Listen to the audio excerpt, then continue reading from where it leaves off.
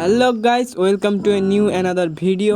এর আগের ভিডিওতে আমি দেখিয়েছিলাম কিভাবে ক্যারেক্টার ডিজাইন করতে হয়। তো এই ভিডিওতে আমি দেখাবো কি করে ক্যারেক্টারে হাইলাইট করতে হয় এবং শ্যাডো ইফেক্ট দিতে হয়। তো লেটস গো। তো আগের ভিডিওটা আমি যেখান থেকে শেষ করেছিলাম সেখান থেকেই শুরু করব এবং তোমাদের জন্য রেকমেন্ড করব এই ভিডিওটা দেখার আগে আমার আগের ভিডিওটা প্লিজ একবার চেক করে নিও।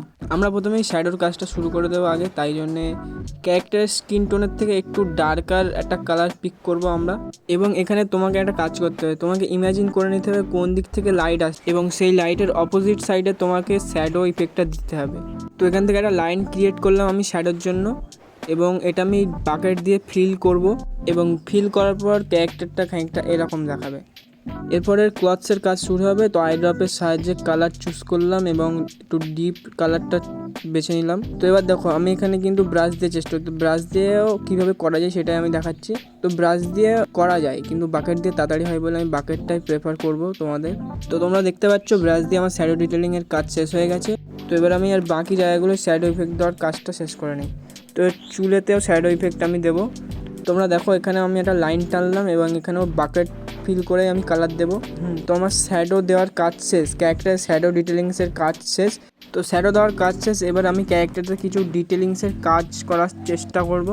তো তোমরা কীভাবে করি সেটা দেখতে থাকো। তো প্রথমেই আমি এখান থেকে চুজ করে নিলাম সার্কেল অপশানটা এবং এখান থেকে আমি ডিটেলিংসের কাজটা শুরু করে দেবো। এখানে আমি একটা কথা তোমাদের বলে দেই, দেখো আমি কিন্তু গ্লাসেস বানাচ্ছি, মানে তোমাদেরও যে গ্লাসেসই বানাতে হবে ডিটেলিংসের কাজে তা কিন্তু নয়। তোমরা নিজেদের মতো ইমাজিনেশন দ্বারা কিছুটা বানাতে পারো বা সিম্পলও রাখতে পারো। এবার আমি চশমাস গ্লাসটা আঁকবো।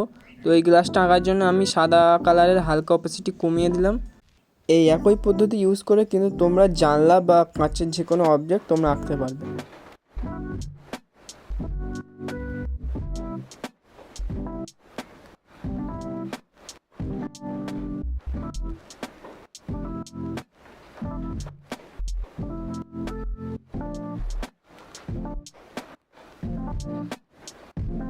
চশমাটা আঁকা আমার কমপ্লিট হয়ে গেছে।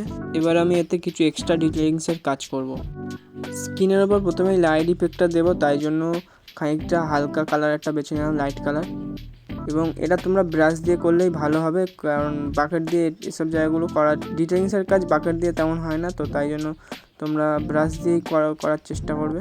আর এটা মাথায় রাখবে যেন মানে কালারটা ক্যারেক্টারের মধ্যেই থেকে, বাইরে বেরিয়ে গেলে কিন্তু সেটা দেখতে একদমই ভালো লাগবে না। এবং ক্লথিংয়ের কাজেও সেই একই রকম প্রসেস, লাইট কালারটা বেছে নিয়ে ফের ব্রাশ দিয়ে ডিটেলিংসের কাজটা করতে হবে। আর এই হাইলাইট ডিটেলিংসের কাজটা তোমরা ব্রাশ দিয়ে করলেই ভালো, বাকেট দিয়ে তোমরা করতে পারো কিন্তু ব্রাশ দিয়ে করলেই ভালো এই কাজটা। আমার ক্যারেক্টার ডিজাইন প্রায় সম্পূর্ণ হয়ে এসেছে।